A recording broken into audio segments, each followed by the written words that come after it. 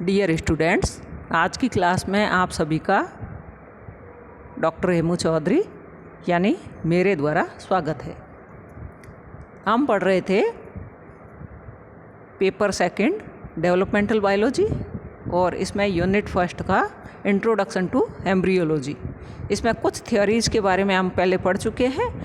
आज हम पढ़ेंगे एम्ब्रियोलॉजी की नेक्स्ट थ्योरी, और नेक्स्ट थ्योरी है जर्म प्लाज्म थ्योरी, या इसको कहते हैं जनन द्रव्य सिद्धांत।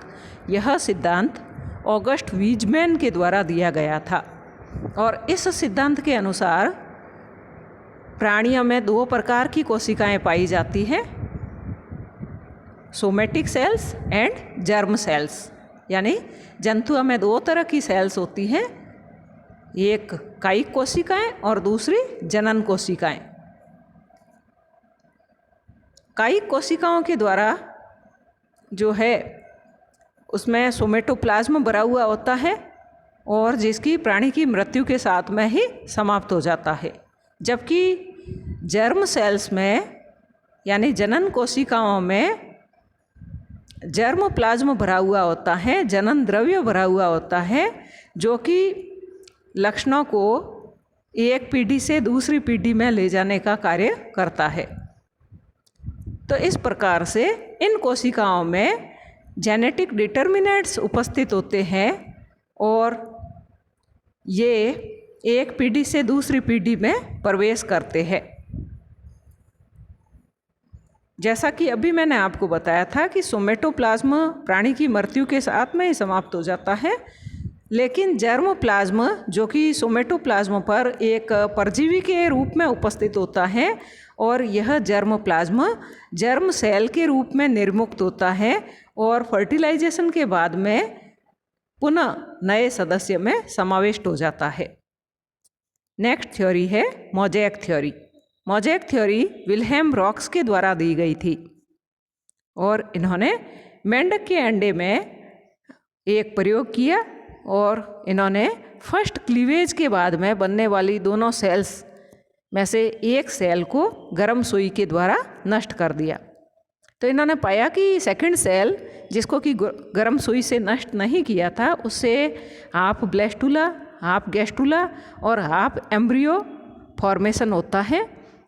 फर्टिलाइजेशन के बाद में लेटरल सिमेट्री वाला जो एम्ब्रियो है उसमें जैसे जैसे धीरे धीरे क्लीवेज होता जाता है, ब्लास्टोमियर्स आकार में छोटे होते जाते हैं और इनके द्वारा फॉर्मेटिव या निर्माणकारी क्षेत्र अलग अलग होते जाते हैं। अतः ब्लास्टुला एक प्रकार के मोज़ेक के समान हो जाता है। इस सिद्धांत के अनुसार ऑन्टोजेनेटिक डेवलपमेंट के दौरान अनिषेचित अंडाणु समांगी और अविभेदित होता है। यानी कि ऑन्टोजेनेटिक डेवलपमेंट के दौरान अनफर्टिलाइज्ड एग होमोजीनस होता है और अनडिफ्रेंशिएटेड होता है, लेकिन फर्टिलाइजेशन के बाद में उसमें डिफ्रेंशिएशन शुरू हो जाता है।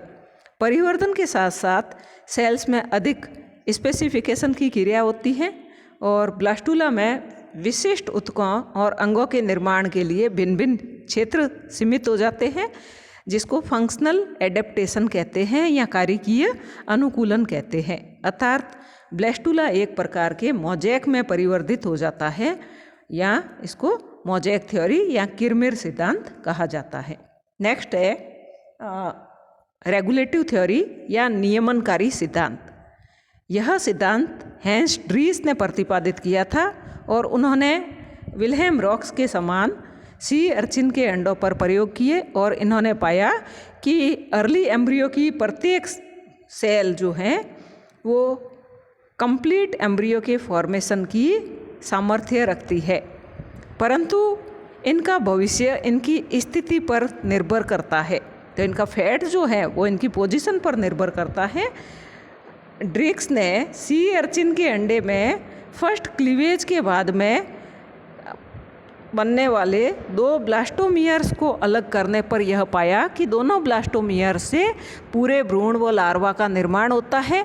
यही परिणाम सेकंड क्लीवेज के बाद भी प्राप्त होते हैं।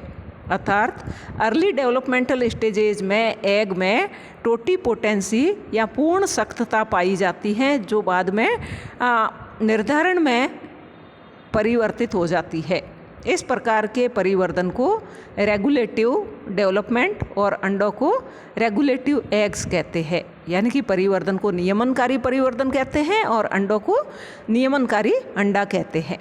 नेक्स्ट थ्योरी है ग्रेडियंट थ्योरी या प्रवणता सिद्धांत। यह सिद्धांत टी बोवेरी के द्वारा दिया गया था और इसमें बताया गया है कि अंडाणु के सक्रिय ध्रुव यानी एनिमल पोल तथा अल्पक्रिय ध्रुव यानी वेजिटल पोल, इन दोनों के बीच में मेटाबॉलिक एक्सियल ग्रेडियंट पाई जाती है, उपापचयी अक्षीय प्रवणता पाई जाती है, जो संरचना विकास को यानी मॉर्फोजेनेसिस को कंट्रोल करती है या नियंत्रित करती है।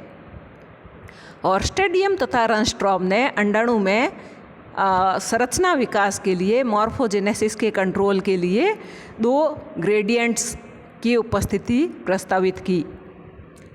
इनके अनुसार यानी ऑर्स्टेडियम और रनस्ट्रॉम के अनुसार प्रथम सक्रिय प्रवणता जो है, जिसको एनिमल ग्रेडियंट कहते हैं, जो कि एनिमल पोल टू वेजिटल पोल की तरफ चलती है, तथा सेकंड अल्पक्रिय प्रवणता या वेजिटल ग्रेडियंट है, जो कि वेजिटल पोल टू एनिमल पोल की ओर चलती है। MC चाइल्ड ने प्रवणता के पक्ष में प्रयोगात्मक प्रमाण देकर के इस सिद्धांत की पुष्टि की। उन्होंने बताया कि उपापचय की दर यानी मेटाबॉलिक रेट दोनों पोल्स पर अलग अलग होती है। जैसा कि हम जानते हैं कि एनिमल पोल पर मेटाबॉलिक रेट अधिक होती है, जबकि वेजिटल पोल पर यह धीरे धीरे कम होती जाती है। तो चाइल्ड का यह मत उपापचयी अक्षीय प्रवणता का सिद्धांत या मेटाबॉलिक एक्सियल ग्रेडियंट थ्योरी कहलाता है। हॉर्स्टेडियम तथा जोसेफसन ने सी अर्चिन के अनिषेचित अंडे से एनिमल ग्रेडियंट फैक्टर यानी सक्रिय प्रवणता कारक तथा वेजिटल ग्रेडियंट फैक्टर यानी अल्पक्रिय प्रवणता कारक को अलग करने में सफलता प्राप्त की। और केमिकली देखा जाए तो रासायनिक रूप से देखा जाए तो सक्रिय प्रवणता कारक ट्रिप्टोफैन युक्त एमिनो अम्ल है, जबकि अल्पक्रिय प्रवणता कारक न्यूक्लियोटाइड है। सक्रिय कारक आरएनए तथा प्रोटीन संश्लेषण को प्रेरित करता है, जबकि निष्क्रिय कारक प्रोटीन संश्लेषण को अवमंदित करता है या प्रोटीन सिंथेसिस को सप्रेस करता है। इस कारण सक्रिय तथा अल्पक्रिय ध्रुव पर प्रोटीन सिंथेसिस की रेट जो है और उसका टाइप जो है वो अलग अलग प्रकार का होता है। नेक्स्ट है ऑर्गेनाइजर थ्योरी या संगठक सिद्धांत। इस सिद्धांत का प्रतिपादन स्पीमैन ने किया था। स्पीमैन ने मेंढक के अंडों पर प्रयोग करके इस सिद्धांत का प्रतिपादन किया और इस सिद्धांत के अनुसार एक भ्रूणीय उत्तक अन्य निकटवर्ती उत्तक को एक विशिष्ट संरचना के निर्माण के लिए प्रेरित करता है। प्रेरित करने वाले उत्तक को प्रेरक या इंड्यूसर कहते हैं तथा जिस उत्तक पर प्रभाव होता है उसको प्रभावी उत्तक या रेस्पॉन्सिव टिश्यू कहते हैं। इस क्रिया को एम्ब्रियोनिक इंडक्शन या इवोकेशन कहते हैं और यहाँ पर इंड्यूसर के द्वारा कुछ केमिकल्स के द्वारा रेस्पॉन्सिव टिश्यू को विशिष्ट संरचना के निर्माण के लिए प्रेरित किया जाता है। स्पीमैन के अनुसार प्रेरण भ्रूणीय परिवर्तन के लिए एक मौलिक क्रियाविधि है, यानी एक फंडामेंटल मैकेनिज्म है। इस शोध के लिए स्पीमैन को 1935 में नोबेल पुरस्कार से सम्मानित किया गया। इंडक्शन को एक प्रकार का इंटरसेलुलर कम्युनिकेशन माना गया है, यानी कि 2 विभिन्न कोशिकीय समूहों के बीच में होने वाले संचार की प्रक्रिया को इंडक्शन या प्रेरण कहते हैं और यह डिफरेंशिएशन या विभेदन तथा मॉर्फोजेनेसिस के लिए या आकारी जनन के लिए अत्यंत आवश्यक है। यह भी पाया गया कि प्रेरण के समय कुछ केमिकल्स, जैसा कि अभी मैंने आपको बताया था, इंड्यूसर के द्वारा संचरित किए जाते हैं और इन केमिकल्स को इवोकेटर कहा जाता है। प्रेरण की घटना को सर्वप्रथम स्पीमैन ने कॉर्डेट्स में लेंस परिवर्धन या लेंस डेवलपमेंट के समय देखा। आँखों की रेटिना तथा लेंस दोनों की उत्पत्ति अलग अलग स्रोत से होती है। रेटिना की उत्पत्ति अग्र मस्तिष्क के पार्श्व से, जो कि बाद में न्यूरल प्लेट से आती है, जबकि लेंस की उत्पत्ति हेड एपिडर्मिस से होती है।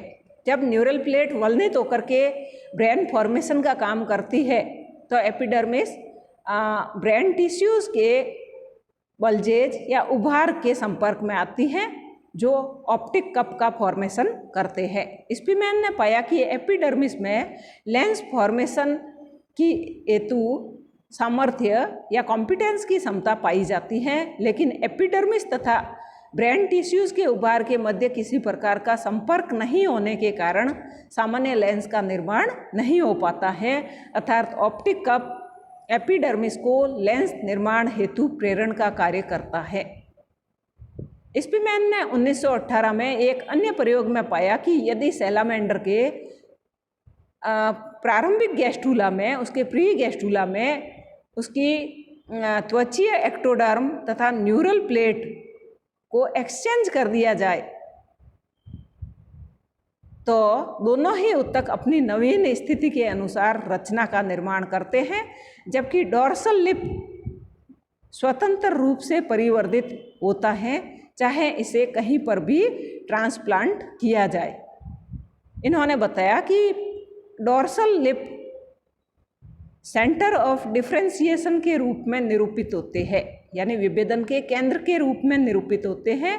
यहाँ पर आद्यंत्र की पृष्ठ सतह का पृष्ठ ओष्ठ पर प्रभाव ऑप्टिक कप के एक्टोडर्म पर होने वाले प्रभाव के समान है। इसके बाद अनेक भ्रूणीय ऊतकों में, यहाँ तक कि वयस्क अवस्था में भी भ्रूणीय प्रेरण की क्षमता कई ऊतकों में पाई गई है। तो इस प्रकार से यहाँ पर हमने 5 थ्योरीज के बारे में पढ़ा: germ plasm theory, mosaic theory, regulative theory, gradient theory and organiser theory के बारे में। कल से हम इसके अगला पोर्शन, जिसमें branches of embryology and developmental biology and human welfare के बारे में पढ़ेंगे। Thank you very much.